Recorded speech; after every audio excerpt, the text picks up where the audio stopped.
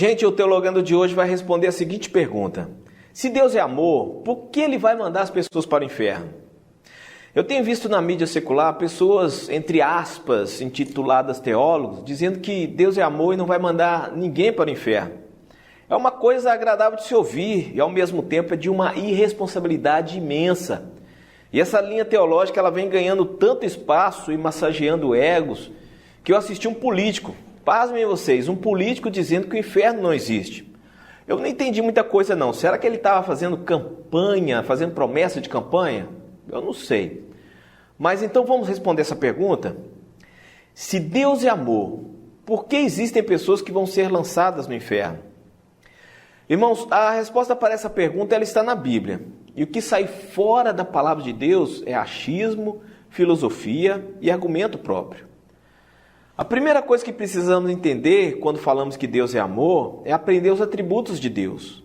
Deus tem atributos que são exclusivos e que ser humano nenhum tem, como por exemplo onipotência, onipresença e onisciência. A onipotência é que Ele é todo poderoso e que tem autoridade total sobre todas as coisas. A onipresença é que Ele se faz presente em todos os lugares. No Salmo 139, o salmista diz que não importa para onde formos, Deus está ali. Onisciência é que Ele sabe todas as coisas. Ele conhece os nossos procedimentos e conhece os nossos pensamentos.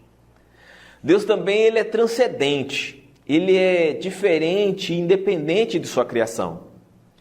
Deus não foi criado. A Bíblia fala de eternidade em eternidade, tu és Deus. Não houve um tempo, passado, presente, futuro, que Deus não exista ou não existirá.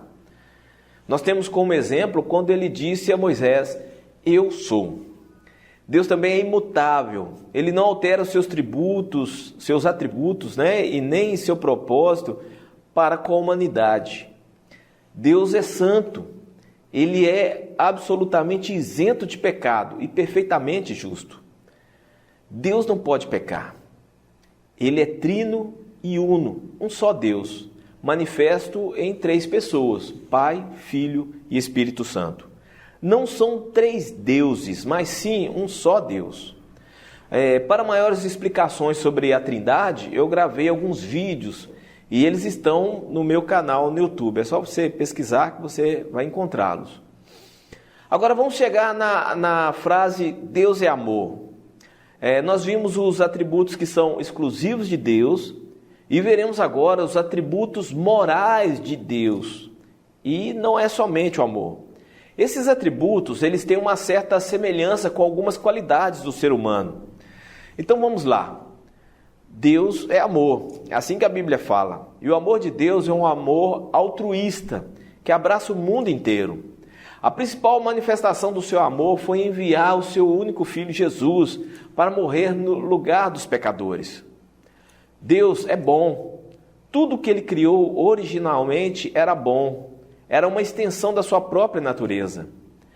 Deus é misericordioso e clemente.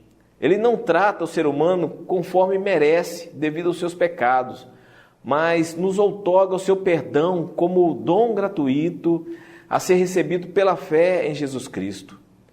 Deus é compassivo.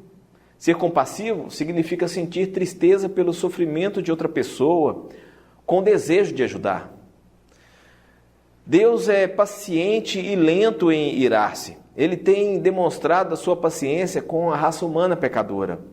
Ele não julga na devida ocasião, pois senão ele destruiria todos os pecadores. Mas através da sua paciência, ele concede a oportunidade de se arrependerem e serem salvos. Em 2 Pedro, capítulo 3, versículo 9, está escrito assim: o Senhor não retarda sua promessa, ainda que alguns a tenham por tardia, mas é longânimo para convosco, não querendo que alguns se percam, senão que todos venham arrepender-se. Deus é a verdade. Jesus disse em João 14, versículo 6, eu sou o caminho, a verdade e a vida. O Espírito Santo é chamado de o Espírito da verdade. Deus é verdadeiro em tudo que diz ou faz, e a sua palavra é chamada também de a verdade. Com isso, a Bíblia deixa claro que Deus não tolera a mentira e nem a falsidade. Deus é fiel, Ele vai fazer aquilo que tem revelado em sua palavra. Ele vai cumprir as suas promessas e as suas advertências. E o último atributo aqui é que Deus é justo. E ser justo significa que Deus mantém a ordem moral do universo. Ele é reto e sem pecado na sua maneira de tratar a humanidade. Muitas vezes, no Antigo Testamento, temos a decisão de Deus de castigar com a morte os pecadores. E isso procede da sua justiça. A sua ira contra o pecado decorre do seu amor à justiça. Agora, a justiça de Deus não opõe o seu amor, pelo contrário, para satisfazer a sua justiça, que Ele enviou Jesus a este mundo como dádiva do seu amor e como seu sacrifício pelo pecado em lugar do ser humano, a fim de nos reconciliar consigo mesmo. Se queremos entender a pessoa de Deus, nós devemos olhar para Cristo, porque nele habita toda a plenitude da divindade. Deu para entender que Deus não é somente amor, mas Ele tem uma série de atributos, não é? Agora vamos para outra parte desse teologando, em que eu vou falar de forma resumida sobre o inferno. A Bíblia fala sobre o inferno pelo menos umas 54 vezes. O Senhor Jesus falou do inferno em Mateus capítulo 13, do versículo 41 e 42. Ele diz assim: mandará o Filho do Homem os seus anjos, e eles colherão do seu reino tudo quanto causa escândalo, e os que cometem iniquidade, e lançá-losão na fornalha de fogo. Ali haverá pranto e ranger de dentes. Em outra ocasião, ele fala sobre o juízo final e diz assim, está escrito em Mateus capítulo 25, versículo 41. Então dirá aos que estiverem à sua esquerda: apartai-vos de mim, malditos, para o fogo eterno, preparado para o diabo e seus anjos. Eu vou usar uma frase aqui, mas eu não me lembro quem é o autor. A frase é o seguinte: o inferno existe e ele fica no final de uma vida sem Cristo. É um lugar de tormento, choro e ranger de dentes.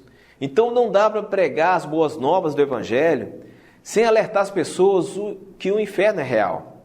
E para escapar dele é preciso reconhecer o amor de Deus demonstrado no sacrifício de Cristo na cruz do Calvário. É receber a Cristo e confessá-lo como Senhor e Salvador.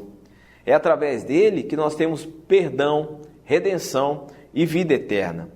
Eu espero ter ajudado e esse foi o nosso Teologando de hoje.